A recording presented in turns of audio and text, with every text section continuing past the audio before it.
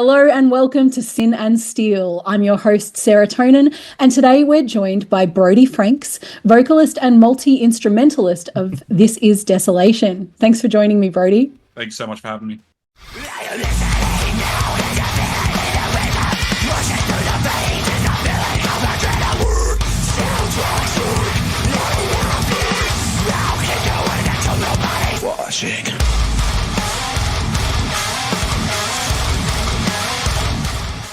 So to start us off, This Is Desolation is quite an eclectic project in terms of genres and musical influences. Yes. So I'd really love to know, how would you describe your music? Everywhere, all over the shop, weird. My music is a coalition of all the things I've listened to my life. And instead of sticking to one thing, I just do everything. And it works. Sometimes it doesn't, but it works. No, I think it works really well. Like I was saying just before, I think it's quite interesting, and it's a very, very cool mix of things. So do you have any particular influences in terms of genres and artists? Well, I'll be completely honest. My current influences are actually a lot of local bands in the Brisbane area.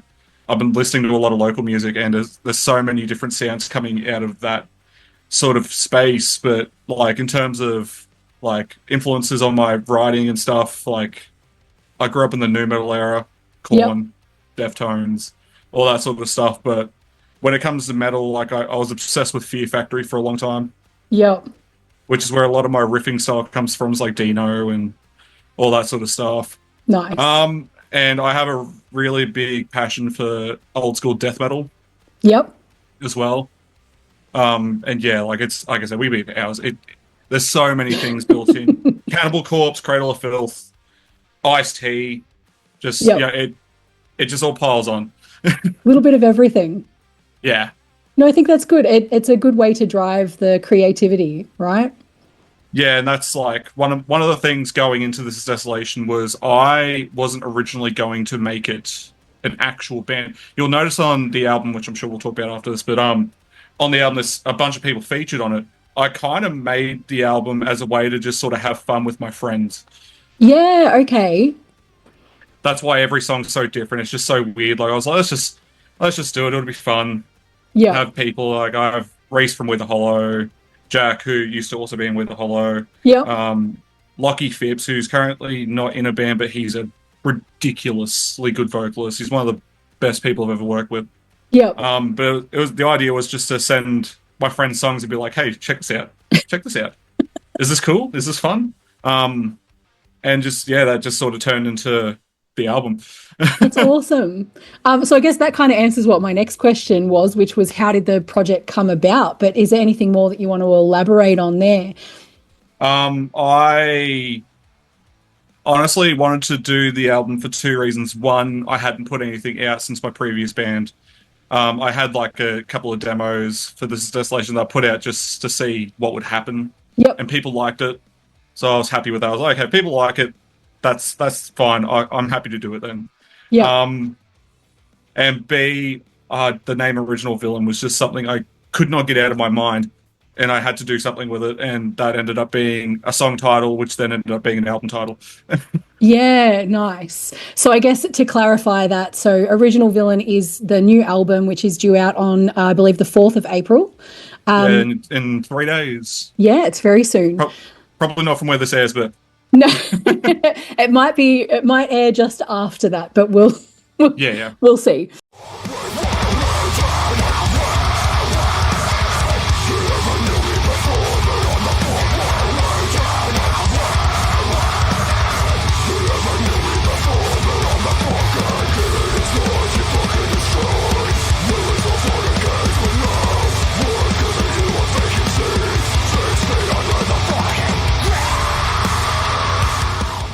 But yeah, what would you like to share about this album and its themes? In terms of its tonality, it's very inspired by modern metalcore and nu metal and stuff like that. That sort of new core thing that's happening with everyone right now. I like when I used to play in other bands and stuff, I used to play like one guitar, one tuning. I've got 8 strings, 9 strings, baritone, 6 strings, and like Yeah. 7 different tunings happening on this album. Basically, every time I wrote a song, I went into it with the idea that I'm going to make it sound absolutely ridiculous in its own way, for good or for worse. Yeah. Lots of experimentation with some different things going on. Yeah. Yeah. Yeah, no, I worked on it for like a year and a half, just sort of letting things happen instead of being picky and Yep. picking things apart, which is, I'm terrible with that. I do it all the time. I sit there on a song and I'm just like, what if, what if, what if? I let it happen, and that's what happened. Yeah. So you mentioned your previous band. What was your previous band, and uh, how have you evolved musically through that? I was in 2 bands over the past, God, what are we in, 2020, 2025? So Yeah. over the past 10 years. I was in a band called Tombstone at first, Yep. and I was just a kid. We didn't do a whole lot. We made some music. We played a show or two. We actually opened for Dark Cell in that band. Okay. And there was about a 5 or 6 year gap. I didn't really play music. And then I joined a band called Nuclear Vision. Yep. And they're a very, I don't even know how to describe Nuclear Vision. It's kind of weird and funky in its own way as well. Very Okay. nu metal influence. Very much like what's that band? Mr. Bungle in a way. Oh yeah. Yeah. Very, very crazy styles. And I was in that Nice. band for a couple of years as well. Yeah, that would have been fun. It was a great band to be in. The singer Brad he's a, I don't know, what's the word you say, like an influence, someone to guide you, something like that. Yeah, like a mentor or a. Yeah, like a mentor. Yeah. Okay. Yeah. He's the most beautiful human being. All the people in that band are fantastic. That's awesome. And so do you think that you've taken some of the stuff that you've had through those bands Oh into what yeah, you do now? Yeah. absolutely. No, like the people I worked with in particular Nuclear Vision, like everyone in that band gave me a little piece of like information and something to learn, and Yeah. I took it all in, and it's just, yeah, and I'm still friends with them to this day. That's Like they great. showed me so much. I was the little kid. Yep. Yep. No, that's fantastic. And so was this recorded through your studio, BDF Recordings? Yeah, I'm actually in it Yep. right now. Yep. One of the things that I started doing recently, even when I was working on music, I didn't plan on having an album. I didn't plan on this Desolation doing anything crazy. I started doing recording, cinematography and photography. Yep. So this is just like home base. This is where everything happens. Everything happens in this room. I had someone in here, not yesterday, day before, tracking vocals. Yeah. Um, I've been working on other music videos in here. I've got a few that are waiting to come out, that haven't come out, that are for other projects. Yep. But this is sort of like I guess my man cave. Like I don't really leave here much. Yep. Yep. Always have something on the go. And is that just your own work, or is that doing stuff for other people as well? Other people as well. Yeah, cool. What sort of stuff have you been working on that Well, you're I've allowed got that you're allowed to share? I'm sure I'm allowed to talk about all of it. No one's really too fidgety about that. Yeah. Um, I did. I've got Lockie Phipps, who's on the album.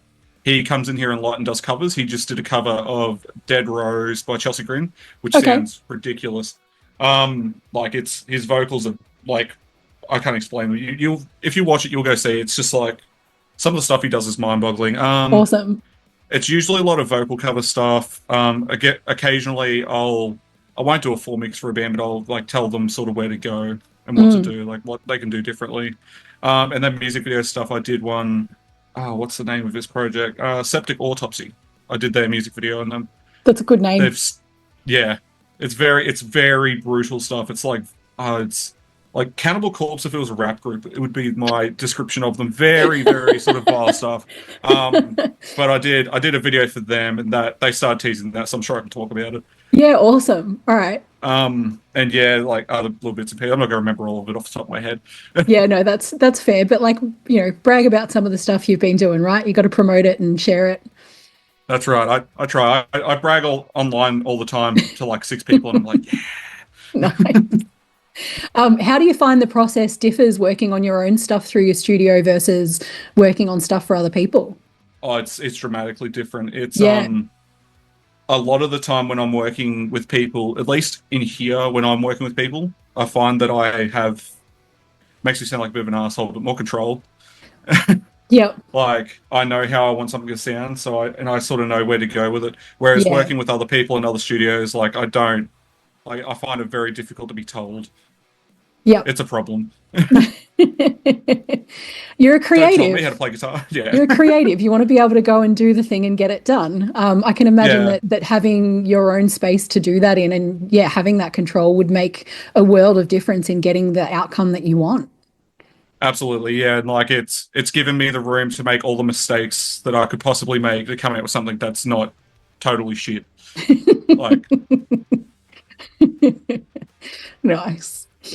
So this project, This Is Desolation, is essentially a solo project, except you've got involvement from a number of other people. And like you've said, you've already mentioned a few names.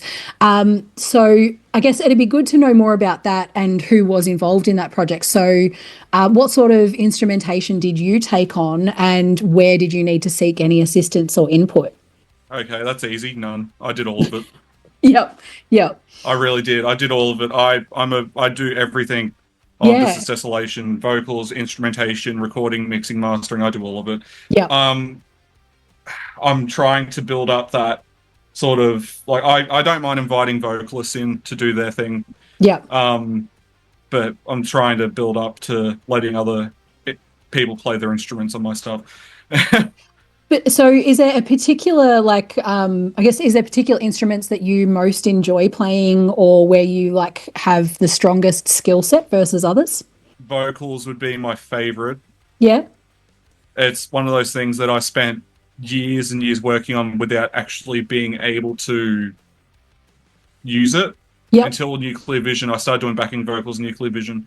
And then I took classes. Yep. I'm one of those snobs. I took classes. And now I'm very comfortable with my vocals and stuff like that. But I was primarily a guitar player for a long time. Yep. But I'm trying to steer away from that now and get other guitar players in so I can just concentrate on vocals and stuff Okay. like that. Yeah. Yeah. Broaden that out a little bit. That's really good. What else did you want to share in terms of the guests that you did have on? They're friends of mine. That's pretty Yep. much where it started. I didn't really think of their skill set or anything they could bring. I just knew I wanted my friends to get on it. So Yep. I got Reese from We the Hollow. He's the vocalist. He's got really good and distinguished fry sort of tones that I really enjoy that I thought would work well on a chorus for a song. So I sent him the song Yeah. and was Okay. like, just, what do you think? Have a look at this. And he sent it straight back with vocals on it. I'm like, ah, sick. Great. Awesome. Yeah, so he was like, I was like, okay, great. Well, dude, yeah, this vocal track's great. You want to be on the album? He's like, yeah, absolutely. Yep. He's actually like, I film a lot of videos for his band and stuff as well. Jack, who used to be the drummer for We the Hollow, Yep. he's actually the singer for Septic Autopsy as well. Okay. Yep. And it's very horrorcore, like rapping, and it's like the lyrical content can be, it definitely bends the line till it breaks. Yeah. Yep. And I had like a bit on one of the songs that was like a sort of rap beat, and I was like, "There's no way I'm gonna do anything on this. I'm not gonna touch it with a 10-foot pole." Yep. So I started asking around. I don't know any people who rap, but like Jack was drumming for We the Hole at the time, and he's like, "Yeah, well check this out." And he showed me a song that he did, and I was like, "Dude, Okay. can you just look at this song for me real quick?" Yeah. And yeah, he sent me back something that was in like super brutal. The song's called Vile for Yep. good reason. And he sent that back to me, and I was like, "Yep, no, this is happening as well." And yeah, it was like it's a weird, super unique, super strange thing, just right in the middle of the album.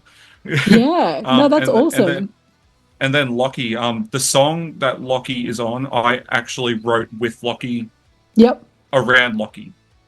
Okay. He's a mind-blowing vocalist. I was like, I'm gonna have to write you a song. It's a fucking love.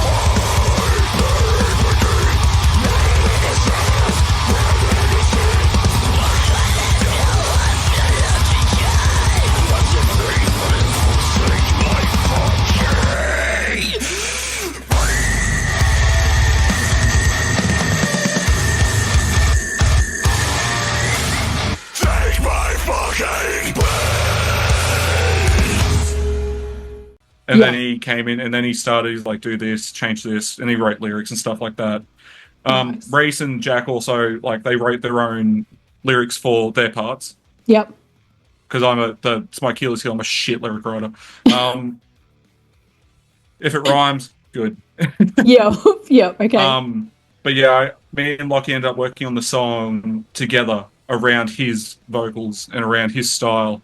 Yeah. And ended up writing what is probably my favorite song on the album, apart from maybe "Cynical." And like, yeah, if I could have added more people, I would have. There's a list of people I'd like to do songs with that I'm sure. That's right. You'll have them for the next album. I can't help but like draw a comparison to Avantasia. This is like instead of Tobias and power metal and people from like Europe and whatever, this is the Australian new metalcore mixed genre version of that. No, absolutely. Yeah, no, if I know I want to do at least one song with Brad from Nuclear Vision. Yeah. He's asked about it. I want to do it with him, but I got to write a song. Yeah. So you got a little list of future collabs. Such a long list, and like I have like my maybes, definitely's, and probably not in a century, but I can try. That's great. Like I have last time I was on stage, I did a show with Bo from Disgust. I did a show with Disgust. Yeah. I jumped on stage with them for a song and did vocals with Bo. And awesome. I was like, he's on the list. I want to do a song with Bo at some point. Nice. No, I think that's really good. I guess, how have the singles that have been released so far? So you've got Are You Listening Now, Onslaught, and Descender. Was there one more? Was there a fourth one that's been released as well? Yeah, I released another song called Failure. Yeah. How have they all been received so far? What sort of feedback have you gotten? It's definitely a bit of a roller coaster. Like, people are either embracing the weirdness or they think it's really stupid. Yep. And I take it as a compliment. Like, people like what they like. It is what it is. Like, Are You Listening Now? People were really into it. They thought it was like a great arcadey sort of fighting song. Very inspired by Mortal Kombat. Yeah. And like Street Fighter and stuff like that. It's a really fun one. Onslaught probably had the best reception. Onslaught was great, obviously, because I had a good vocalist on it for one. Yeah. But yeah, no, that was really well embraced. We did we were going to do an actual music video for it. But what ended up happening was I had all my really good camera gear and I was going to shoot a vocal playthrough, but the vocal playthrough looked so good that it ended up being the music video. Okay, yeah. So I was Why like, not? Done. And it turned out really good. I was really happy with that. I dropped Failure to sort of, it's like a canary in the mine just to see what would happen. Because it's probably one of the weirdest songs on there. Very rappy, very, very weird. Has some of the coolest vocal sounds I've ever done, but it's like very weird. And yeah, that was a very down the middle, divided. People were either really positive or super negative. I was like, I saw that coming. Yeah. There's going to be different tastes, right? Yeah. And I guess the more you deviate within your music, the more you're going to see that sort of stuff. But if you're having fun with it and you're putting out what you want to put out, then that's it. Yeah. Like with this album in particular, I did it for the fun of it. Yeah. Like I did it just to have fun with my friends, see what happens. Yeah, good. And people get surprised. I released Descender. People were really surprised by Descender. Yep. Surprisingly. Because it has like a big chorus part, and I was like, yeah, I can do that too. Yeah, awesome. I may as well just let it slip. Now that I know this is probably gonna come out after the album, I'm just gonna let it slip.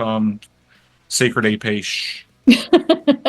Well, I guess that does tie into what I was about to ask. So it's, what are your plans following the album release? Are you looking at doing live shows, working towards any more music? Yeah, live shows is definitely a big maybe. It's up in the air. The problem is, especially in Brisbane, is there's just not a lot going on in the world of music. I mean, there is. That's probably a bit unfair to say, but it's just super dry in Brisbane at the moment. Yeah. A lot of bands out here are actually going to Sydney and Melbourne to do shows because it's just there's more shows and stuff happening out that way and more people going to them as well. Yeah, because what part of Queensland are you from? Are you like right in Brisbane or? I'm right near Brisbane, yeah. Yeah, okay. Because there's usually stuff going on in the valley, isn't there? Yeah, there is, but it's like it's a hit and miss. It really is. Yeah. either there's a lot of people there or there's nobody, and Yeah. it's super unfortunate because there was a time period in the last couple of years where like I don't want to bring up COVID or anything like that, but post COVID, a lot more people were going out, and then suddenly it sort of just stopped. Yeah. Yeah. And I can't speak for myself. I don't go anywhere. Yeah. No, that's fair. It's getting drummers and stuff. I don't know if I'll ever do permanent members. I'll just get people who can play the music to come do the shows and stuff like that if I do them. But that's where I'm at the moment. I've got a few people who would like to do it. Yep.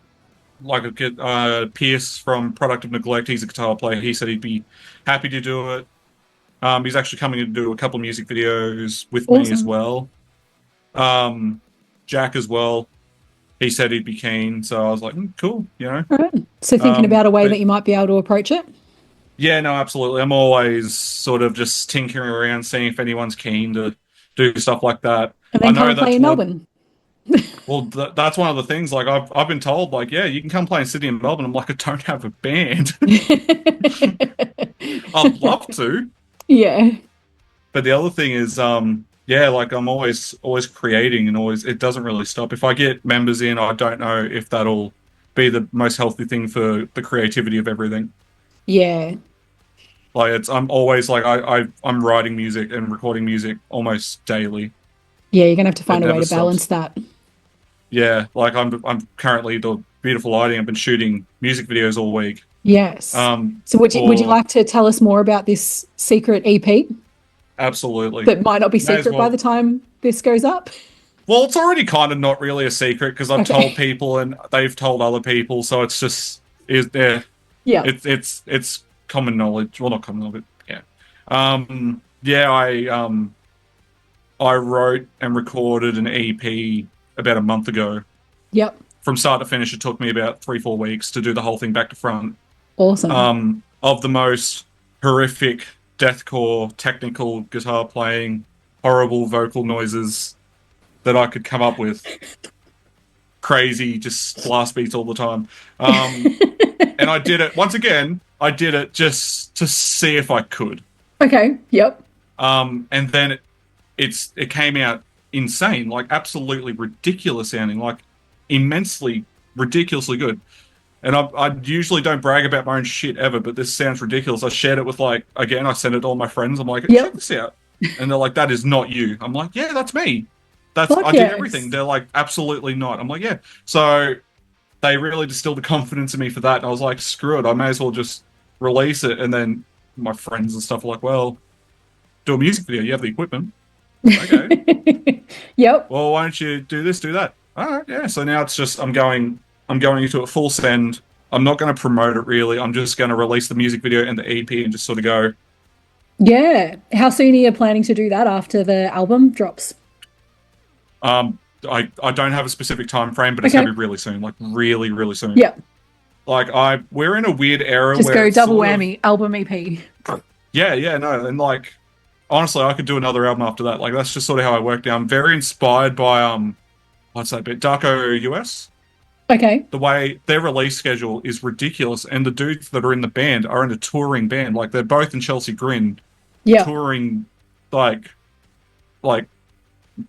3/4 of the year, and then they have time to drop an album and an EP per year. That's nuts. And I'm like, I have way more time than that. Why can't I do that? So awesome. That's what I'm doing. Like I'm keeping up with this weird sort of culture of, I guess, releasing content. Like people's content span is like 15 seconds. Like they see it and it's gone. Yeah. So I guess I'm trying to keep up with that. Yeah, that's fair. That's fair. And like you said, if you've got all that you got to let that creativity out too. So yeah, absolutely. Just so go for it if you can. Yeah, well, that's it. Like we've been shooting music videos for the last 2 days. I've got other people that are going to be in the videos. This music video is probably going to be just me. Yep.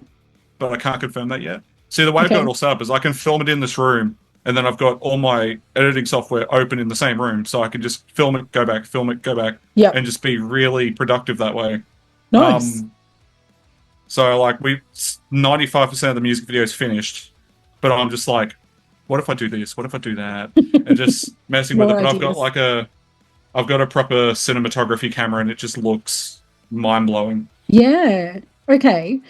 So I guess I know again you've already been talking about this a little bit, but so yeah, you're a bit of an overachiever, let's say. You've got a lot of different creative outlets. You've got your studio, you've got your music, you've got your photography and your videography, and I think you've been doing some live gig photography as well of late. Yeah, I do that. I don't really do it as like something to do. I sort of just show up to these gigs with my cameras. Okay. Yep. And like I did a festival for my friend's band for We the Hollow. I Yep. did a festival shoot for them. Um, but every other one, yeah, I just sort of show up with my camera and go, "Ah, I Yep. happen to have this." So how did you get into some of these I guess how did you get some of the skills and get interested in these different Necessity. things? Yeah. I Yep. So I started off as a kid playing guitar, and then I started to get good, and then no one would play in a band with me. Yep. So I had to become the band Yep. when I was like 13, 14, because everyone was an adult and I was a child, so no one wanted to be in a band with me. So I was like, I'm gonna make my own music. And then I Cool. started learning production recording. And I was like, okay, don't let me buy a bass. I got a bass. I learned how to play bass. Yep. Drums. How do drums work? So I learned the very bottom bone basics of drums and like how that works. So I don't write like the keyboard warrior drums where it's just like 300 beat per second Yeah. blast beats the whole Yep. time. Um, and then like piano and like basic music theory and stuff like that. Um, then I had no one to film my music videos, Yep. so I had to learn how to do videography, and then photography sort of just that follows next. Yep. You're learning how to do videos, may as well learn how to take photos, and that's just everything I do is sort of out of necessity because I didn't have access to it at some point in time. Yep. And then you've ended up doing it for other people as well. Yeah, like now I'm like a Swiss Army knife. I can just do everything. So like Yeah. people love having me around for that respect. Like if someone needs a guitar player, I can play guitar. If someone needs a bass player, I can do that. Yep. If a band that doesn't mind sounding like shit, I can drum for them. Um, and then obviously when I go to these shows, I've always got like really expensive camera equipment like Yep. just with me. I'm just like, eh, may No, as I think well. that's awesome. So what sort of stuff have you been doing? Again, you might have already mentioned a little bit of this, but what sort of stuff have you been doing in terms of the photography and the cinematography or the videography type stuff in particular?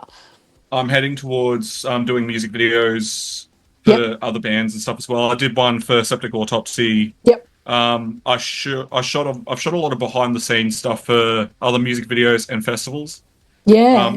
I've started shooting my own music videos. I'm going to be doing 2 music videos for this EP. Awesome. Um, and that's sort of going to be the leeway and practice for me to do it for other people. Yep. Yep. So I'm going to start trying to do music videos and stuff for people, mainly because I knew that there was a point in time where I didn't have access to people to do stuff like that for me. So I just tell people, I'm like, hey, if you want me to do it, I'll do it. Like, you don't have Yeah. to charge me. I'll just do it. Because I know in the end, you'll be way better off if I do it and then not have it done at all. I'm a big fan of streamlining things. Like when I did my Lockie's cover of Dead Rose. We recorded the cover and filmed the playthrough of it on the same day in like 5 hours. Awesome. Yeah. Edited and ready to go, all done. And he just Yep. sat there like, what? That's so good. Because I just the way Nice I and have everything efficient. set up. Yeah, I like point A and I love point B. That's great. I love streamlining everything. No, I think that's fantastic. You're an absolute machine, though. Absolute machine. I try. So before we finish up, where can people find and support your music? Ah, God, on the internet, hopefully. No, I believe everything should be at This Is Desolation. I could be wrong, but if you look it up, there's no other This Is Desolation, so it's Yeah. not overly difficult to find. Spotify, Hopefully, Bandcamp. yeah, Spotify. I know, not Bandcamp. I'm gonna do Oh, that soon though. okay. Yeah, Yeah. I'm late to the Bandcamp party. Yeah. But yeah, all the basic Apple Music, Spotify, Yep. Instagram, all the 9 million social medias that we have now that I Yeah. still can't keep up with. I only just got TikTok. I got I TikTok for a still bit and then deleted it again. I'm very new to it. Everyone's like, get TikTok. I'm like, yeah, okay. And I got it. You can waste hours on it. If you want efficiency, don't be on TikTok. But look, I'll also make sure that all the links are included in the description of the episode as well, so that people can jump right across. And otherwise, thanks again for joining me. It's been really nice chatting. Thank you very much for having me. It's been awesome. And thanks to those watching. If you enjoyed this one, make sure to like and subscribe for more. Drop a comment letting us know what you think of the new This Is Desolation album, Original Villain. And I suppose the secret EP when that comes out too. I'm your host, Sarah-Tonin. And until next time, stay metal.